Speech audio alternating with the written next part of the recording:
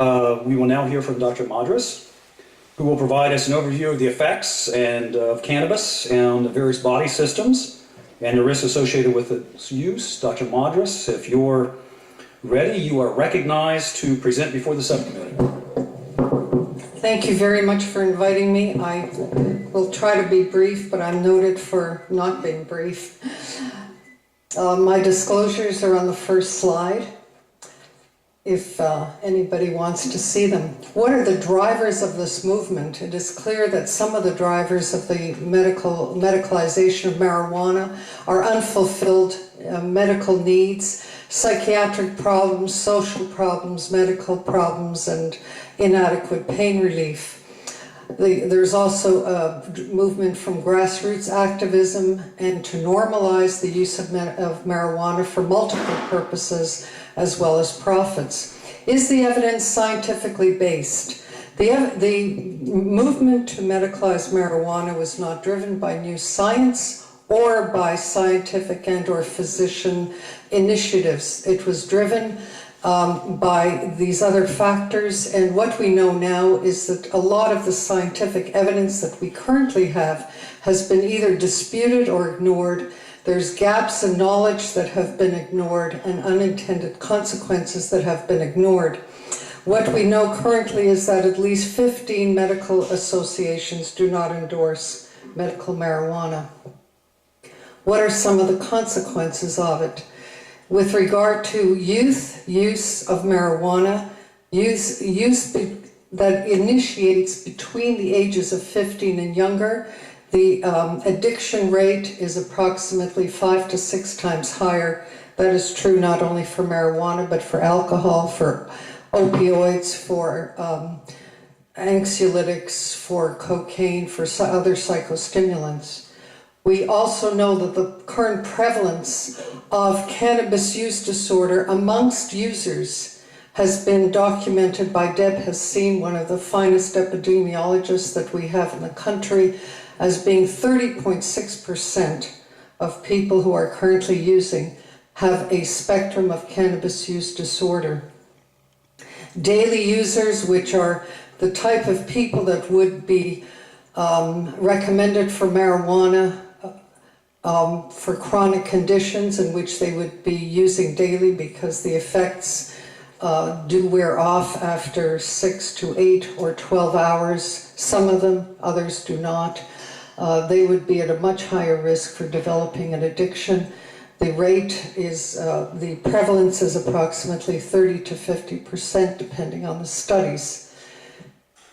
Other consequences, the primary consequences that we are concerned about are brain changes in brain, behavior, and others in the body.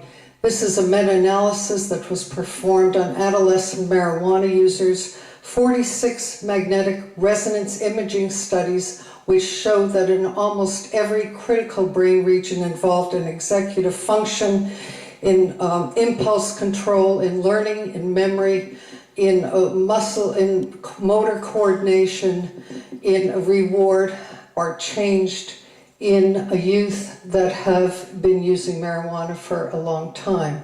The most robust changes are in the adolescent brain. We also are aware that there is a documented longitudinal study that shows that IQ declines if you measure IQ at the age of 13 and persist in the measurements until the age of 38. The IQ drops the most if there is a persistent use from the ages of younger than 18 until 38.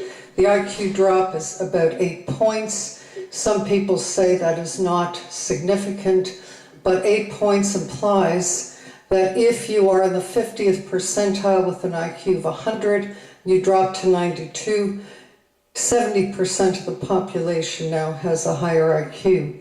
This study, which got a little bit degraded in conversion to PDF format, shows that in people who've used marijuana chronically throughout their adult life, there is a significant decline in memory capacity as a function of how many years of use. as a function of how many doses used, which is up to 400. All these were animated before they were converted. There is a very dose-dependent decline in people who graduate college from about over 30% to 2%. This is an Australian study. There is an increase on people in welfare and unemployed as a function of dose of marijuana. A different person studied this question longitudinally as well in terms of how frequently marijuana is used, and they found that the frequency of use will increase the rates of addiction, other illicit drug use, suicide attempts, and confirmed the issue of educational achievement, which declined or degraded very significantly as a function of daily use. The next issue that we are concerned about is psychosis and schizophrenia. The strength and frequency of marijuana use determines the age at which psychosis appears. There are at least 3 studies that have shown this. So that if you use a high potency, 16% of marijuana daily, you have a decrement in age of onset of about 7 years decline. We also are aware that people with cannabis use disorder or marijuana use disorder is associated with other significant mental disorders, severe forms and disabilities which persist even after marijuana use is abstained from. The strength and frequency of marijuana increases the risk of psychosis. Once again, these studies show that the amount of THC in a dose and the frequency of use is a high risk factor for the evolution.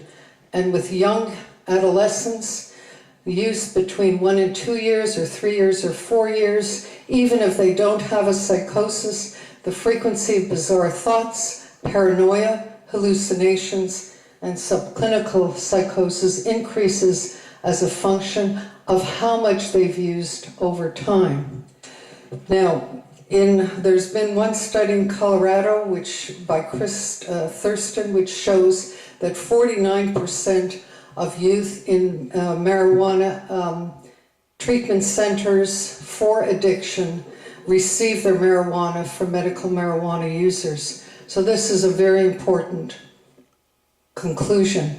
The other important conclusion is that with open-ended THC, as your amendment indicates, is likely to give rise to problems that are dose-dependent. The more THC, the more problems you're going to have. The regulations for medical conditions have no rational basis whatsoever. There are 14 meta-analyses currently that show that the indications for most of these diseases, I would have to say that Illinois is the poster child for irrational decisions on medical marijuana, but for other states as well.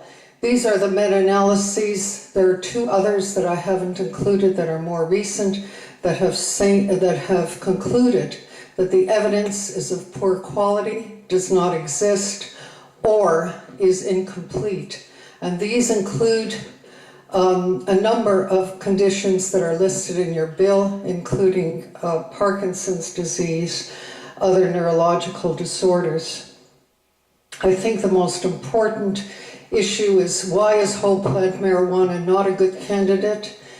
It's an unpurified plant with at least 750 chemicals of unknown actions and interactions.